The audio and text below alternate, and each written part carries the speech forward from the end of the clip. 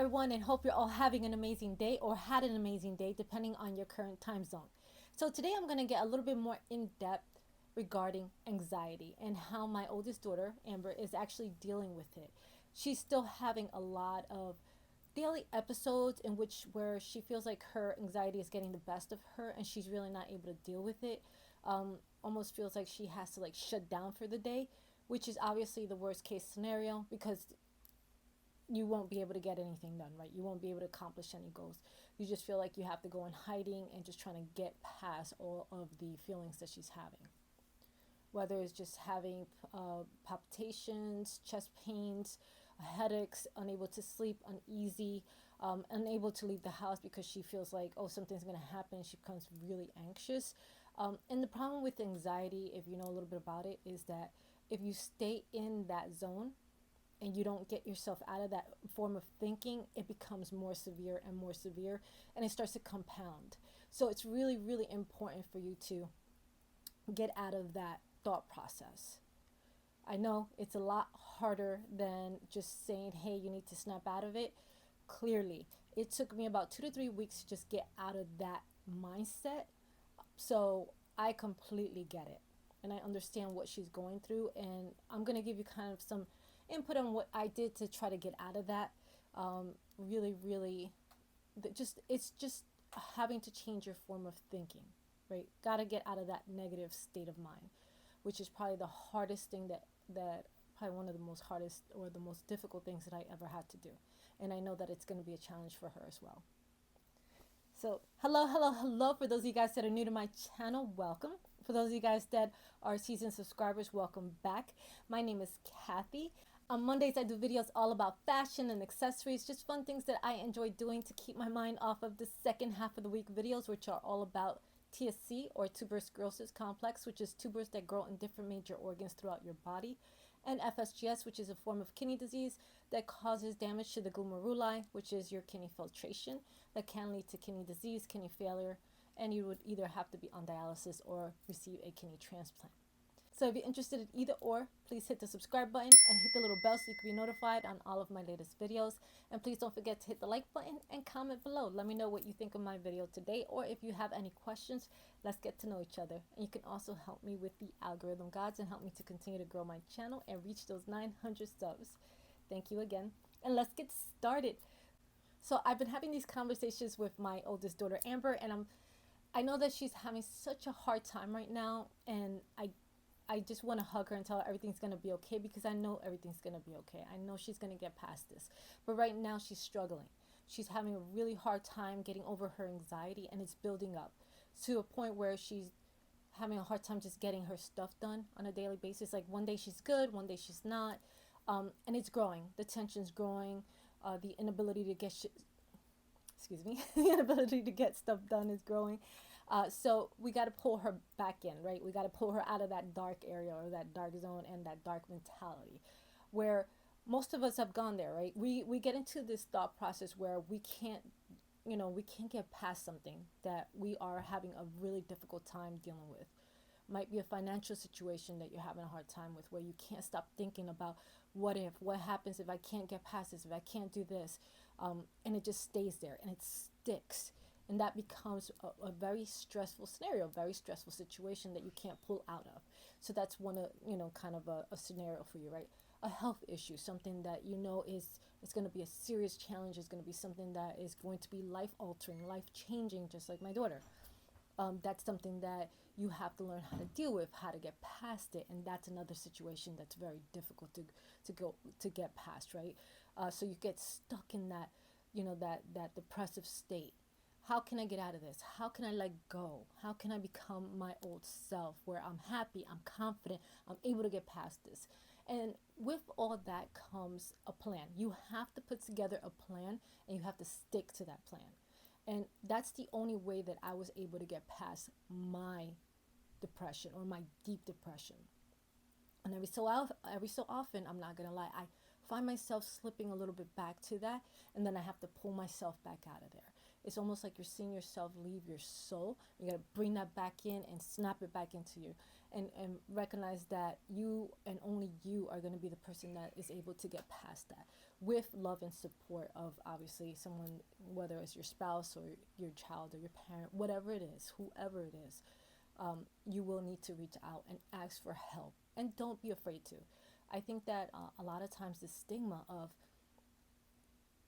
this stigma of not being able to ask for help, not only your friend or family, even a therapist, is almost like a bad stigma. Oh, you're weak-minded, you can't do it on your own, why are you so depressed?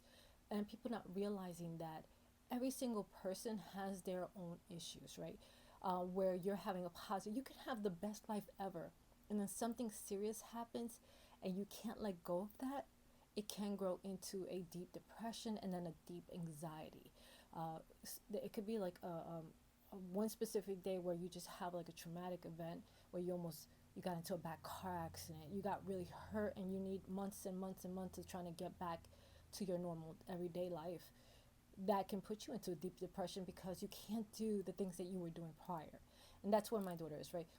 Her thing is that she was so intertwined with health issues that now that she's finally gotten her second kidney, she's afraid of getting sick again, because she understands that she now has growing responsibilities that she wants to accomplish, or goals that she wants to accomplish, but that's always in the back of her mind.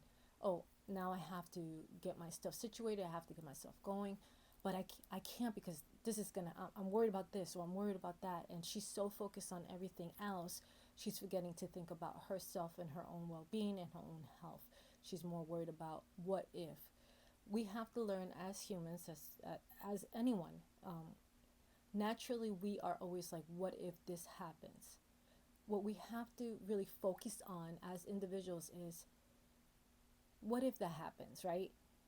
How do we let that go, right? How do we let that, what if? But how about if this happens, right?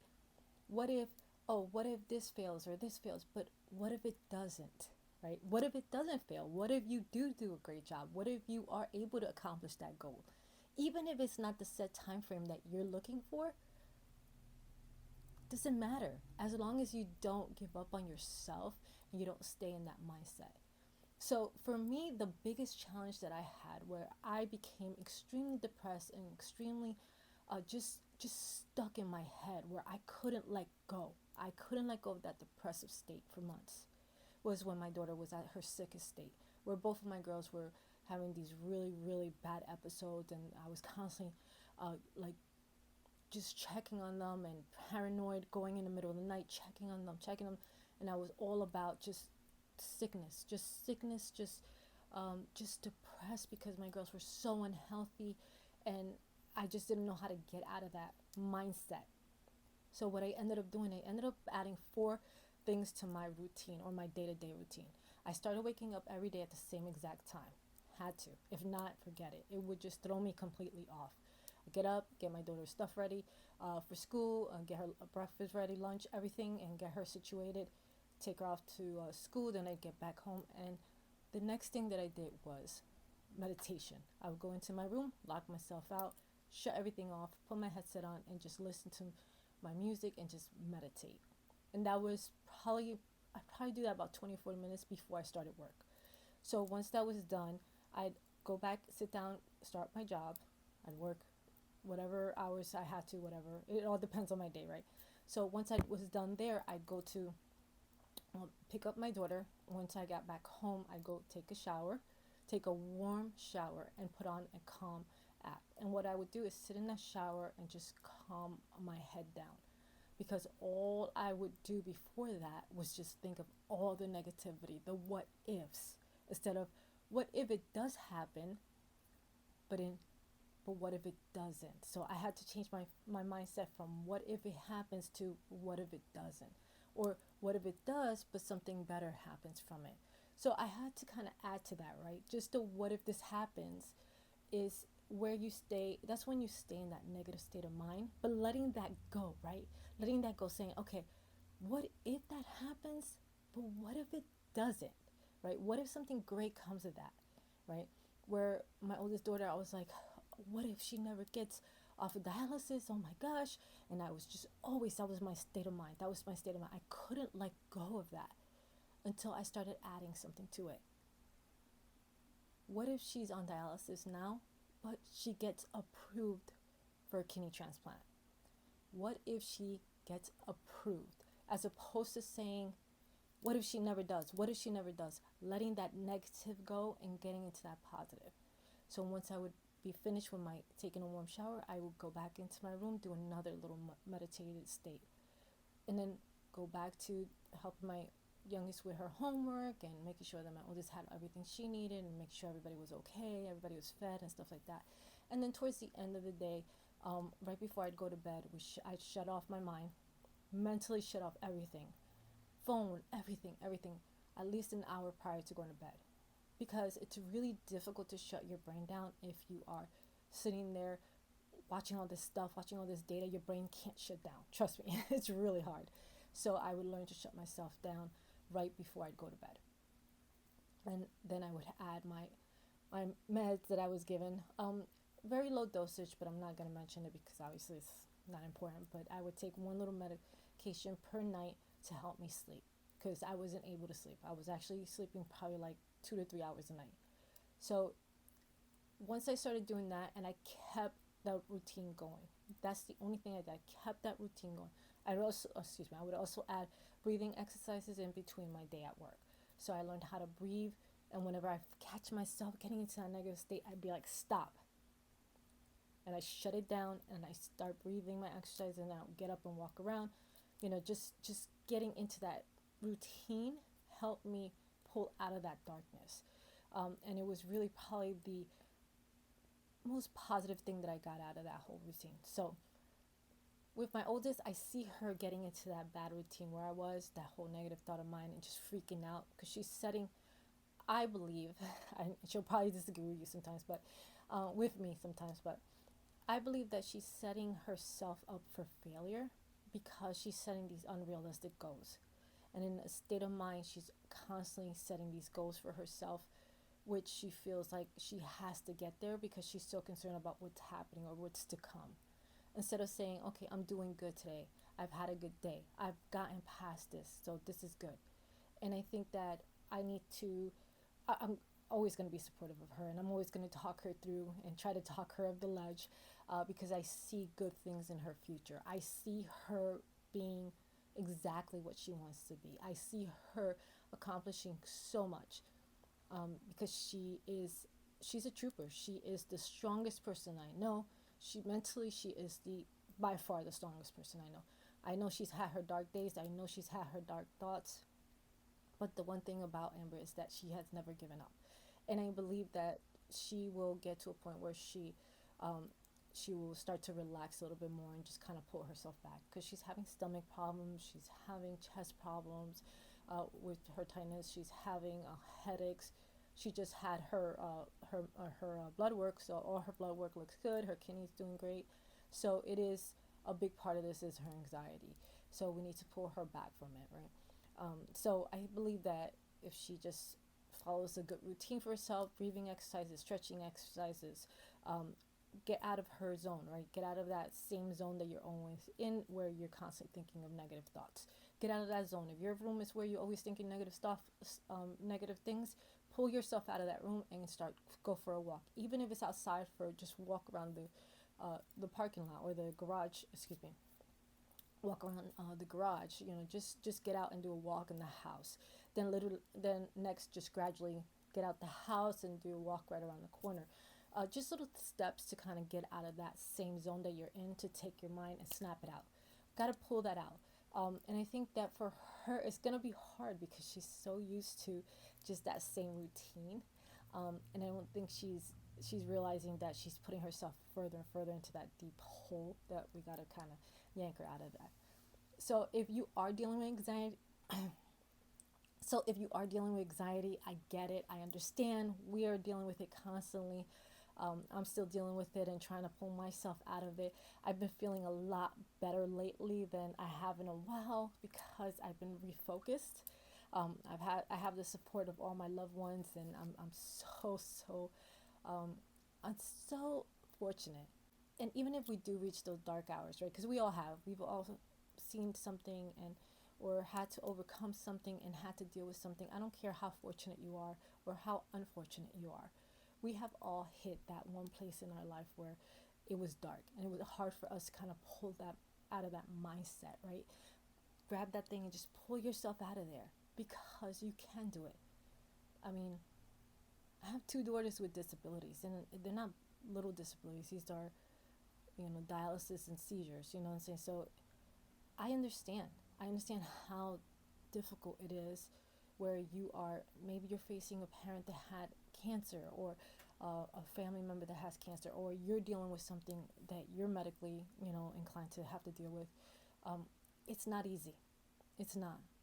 But I see you. I know you can do this, and I know that my daughter can do this as well. I will continue to be her biggest cheerleader. I will try to get her out of this and pull her out of this. I'll talk to her daily, and I'll do whatever I need to do as a parent to help her realize that she's going to be okay. Because she is. Because no matter what, I'm here, and the mere thought of you thinking that I would ever let you fail is ridiculous, and you know that. But for you, those of you guys that are checking out my video, and for everyone in your family, or just ask, reach out.